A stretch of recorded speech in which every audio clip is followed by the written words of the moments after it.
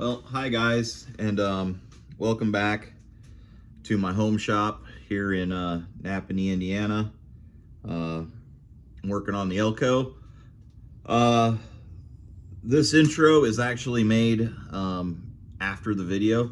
My camera was messing up on the first day, so there's a lot that kind of didn't get filmed in the beginning of it. Sorry for that, guys. I'm gonna try to do my best to catch you up and then get you into the video. But we have the ELCO here, and we have swapped the rear end in it. So what I got for a rear end is kind of what really excites me. This is kind of the last big piece that I need for the ELCO driveline to be absolutely bulletproof, absolutely built to last, absolutely built to rip. So what I got was from Quick Performance. They have a really good website. They also have really good people to talk to you on the phone and help you through decision making on buying a rear end. I ended up with a 9-inch Ford with a spool in the center of it for the differential and a set of 325 gears. It also is a full floater, so the hubs float on top of the axle. The axles don't go in with the flanges on them, so that's also kind of unique about it too. It is a direct bolt-in for a G-body, and by far Quick Performance has the most affordable ones. They are half the price of like anybody else, and they're really good quality. So you're not sacrificing by getting a Quick Performance. You're just being smart. So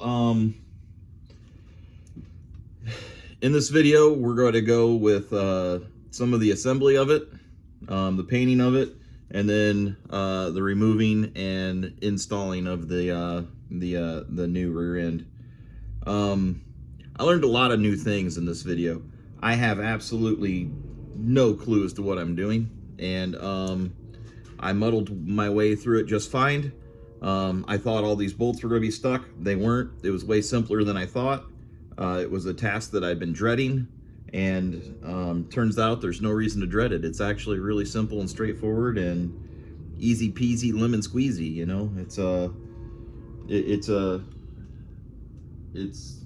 yeah, it is what it is. So that's the rear end that's going to go into it. It's big and beefy. I mean, you can just see the beef in it compared to the one that's coming out of it. So yeah, some of the other things that I lost in the video was like rolling the car out of the garage and getting a little area set up so that I can start assembling it. And you know, the first thing I'm going to do is put that third member in the center of it, and then I'm going to put the floater hubs on the ends, and then I'm just going to mask it up and tape it. So that should catch up to speed. If you've ever put a rear end in a car, put it in the comments down below. And yeah, Dustin's played with plenty, so I'm sure he'll have some videos up here for you with the with other rear ends he's messed with. But yeah, yeah, this is gonna be a fun video. It's actually it's a huge progress. So this is the ELCO going from a little bit sketchy to like full built. So at least as far as like the driveline goes. So this is gonna be really good. This is gonna let's take it to the next level. This is gonna really let us go. So, you know, let's get into it. I think you're gonna see some time lapse of me putting the third member in and me putting hubs on. So that's gonna be coming up. So here we go.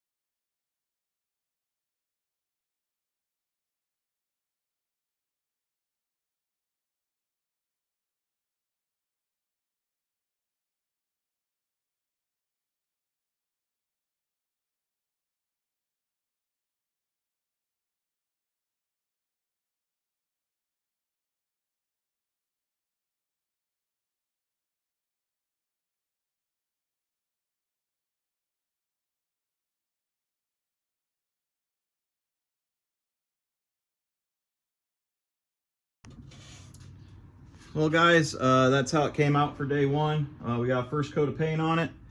Got the ELCO back in the garage, and well, I gotta go mow the yard. So that's gonna be it for today. We'll come back out, we'll roll this thing over, we'll respray it, and yeah, then we'll be working on getting it in the car. So I think that's gonna be it for today, guys. What do you think so far? Does that look pretty good? See you tomorrow. Hey guys, I'm back. It's been a couple days, but as you can see, I got the ELCO up in the air and I got the rear end out of this thing. My buddy Zach came over the other day and we were just playing around in the garage and talking. And I was like, well, I'll just throw it up on jack stands real quick. And, you know, and I got it up on jack stands. And then I kind of thought to myself, well, heck, there's really only about 10 bolts that hold this thing on. So I think I'd just hit them real quick, see which ones are stuck. And PB blast anything that's going to need to soak for a while, because I'm going to come back out later and do it. And every bolt that I hit just like broke loose instantly, and it took like 15 minutes to drop this rear end completely out of this car. Sorry I didn't bring you guys along, but it was better results than I expected. I really honestly thought that it was going to take, I honestly thought each one of those bolts was going to fight me for hours on end, and it didn't. So I'm happy about that.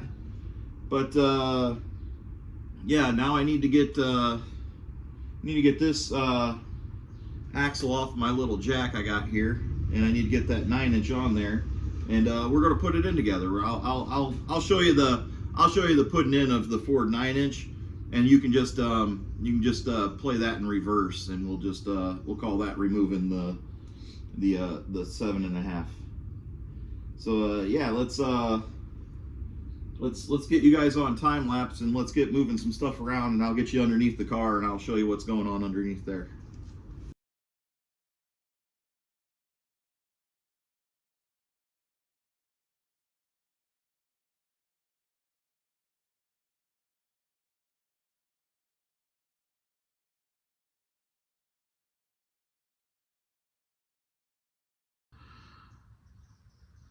Well guys, I'm up under here, and I'm just going to show you. You got these two guys up here, and they go to these two right here, and then you got the ones down here, they go to those guys, and then your springs go up in there and your shocks hook up.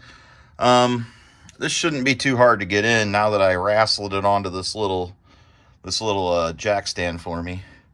Oh yeah, I'm doubling up on the Harbor Freight jack stands just in case this thing decides to kill me.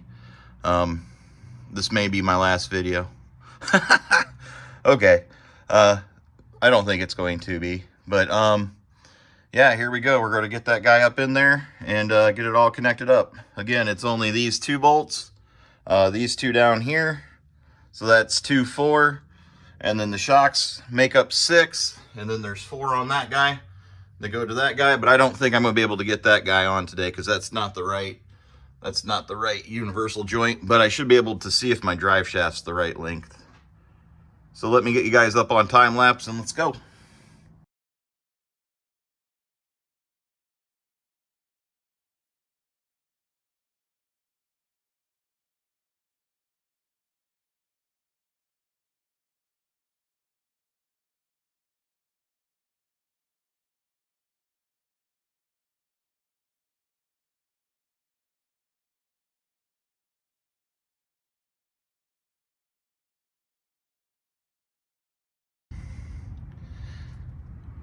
Well guys, as you can see, that wasn't too bad. I did have to adjust these down to the lower hole so that I could get clearance underneath the bottom of my sway bar. Other than that, yeah, it's just it's about 10 bolts and it goes right back in. My springs are in.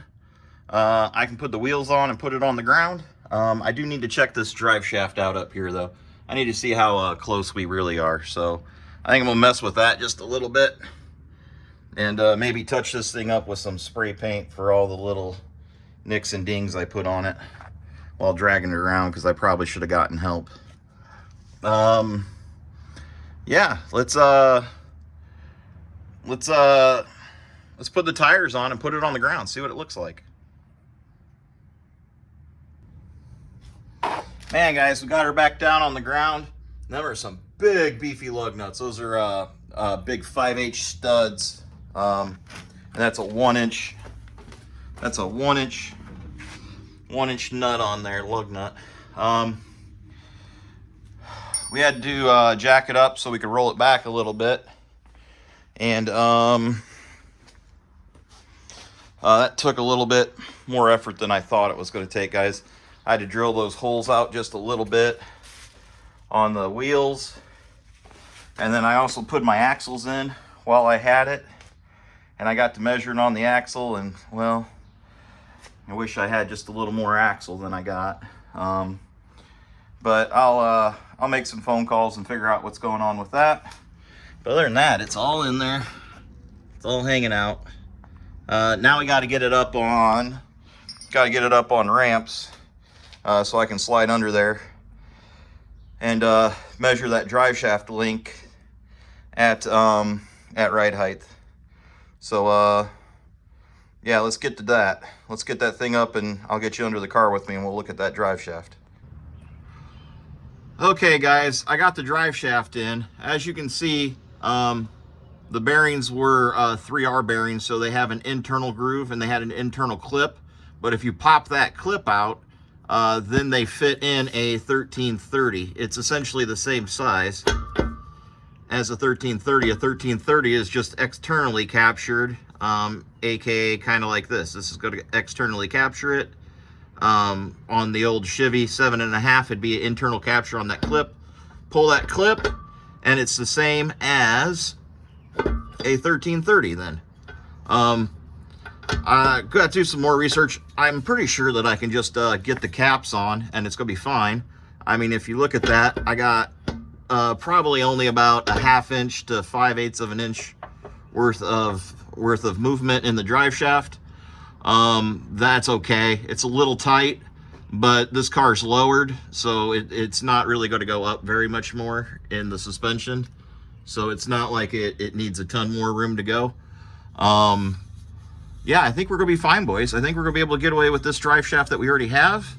And I think that all I have to do is get the caps for a 9-inch, which are going to capture on this outside. And we should be fine. I think we're going to be fine. Might have to get bearings. Not sure. I'll look into it. I'll do a little more research. But as far as I can tell really quickly, a 3R with an internal capture is the same as size and everything as a 1330. And since I'm running it in the yoke, it should be fine if I just get the right caps for a Ford 9-inch. But we'll double check that. It's not going to hurt to change those caps. Yeah, I don't have to change the whole U-joint. So if all I got to do is change these caps, that should be fine. I can do that. Other than that, the drive shaft looks like it's going to work. These are hanging a little low, so I'm going to have to address that, because if I put it on rims and it's sitting on those, then we're not moving anywhere. So we're going to have to do something there. Maybe go bigger rims. That is an option, and this is also sitting pretty low too. So I'm going to have to look at how low that guy is and how low those are hanging below the rim. And I might have to do some... might have to get some bigger rims, guys, or cut those brackets. But yeah, that's a surprise little thing right there. The drive shaft works. It has basically enough room. If you twist it just right, you can get it in and out still. So that's all you're really looking for, is you want to be able to get it in and out with the car on the ground. And then be able to slide it far enough forward to slide it back to get it engaged. Yeah, that thing's in there.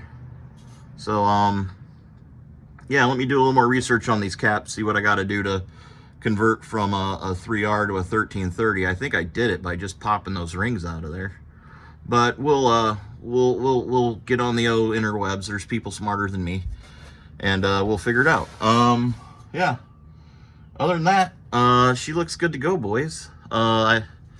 I need to put oil in it still, and other than that, yeah, I think that's where we're going to end this video. So let's do an outro quick. Well, guys, I think that's going to be it for this video. It's kind of a hot, steamy day. We got the rear end in. We got the car down on its own weight. We got the tires on. We got the drive shaft in there. It looks like it's right. I'm gonna call somebody on the axles. Gonna do some Googling on that U-joint. Once we have answers to both of those, we'll throw fluids in it and connect that drive shaft for a final, and yeah, we're good to go. So that was pretty interesting. I'm stoked that it fit that easy. I think it's really neat. And oh yeah, by the way, when I'm talking like bigger wheels, I already got some sitting right over here. These are some 18-inch, came off of like a 2010 to 2015 Camaro. So maybe we'll make a short little video playing with those, putting those on the car and seeing how they fit. But yeah, wow, that's crazy. I feel really confident with how well that went together and went in the ELCO. I'm absolutely stoked that it's back on its tires and the rear end is sitting on the ground that came out of it. That seemed like a big task, and it really didn't seem to be that hard. I'm stoked to try the new gear ratio. That 375 should really let me breathe a little better. And it also, with that Ford 9-inch in there, gives me a lot more confidence about going to the dyno and putting it on the dyno. So we got some really cool adventures ahead. We're gonna have to finish this up. I don't think it's gonna be very hard to finish up. And then we got a dyno adventure. We're gonna go over and see Nubs and put the ELCO on the dyno and spin her up. And then also, I think we're gonna try some bigger rims here shortly. So yeah, we got some stuff to look forward to, and get back to that burnout pit. You know, we got some local competitions coming up for July 4th, but what I'm really excited about is getting back out there and, you know, spinning around and doing a skid. So that's what this rear end's about. That's what this different gear ratio is about. And, you know, that's the hopes and the dreams of getting it to where it is. So yeah, let's end the video here. Thank you guys for following. Thank you guys for, you know, hanging out. Thank you guys for coming along for the ride. You guys do keep me going. And yeah, on to bigger and better. Let's just keep on making this ELCO bigger. Let's just keep making this ELCO better, and let's see where it takes us. There's some fun events this summer that we can go to. So yeah, let's go, guys. Let's get excited about where we're going. We're not done.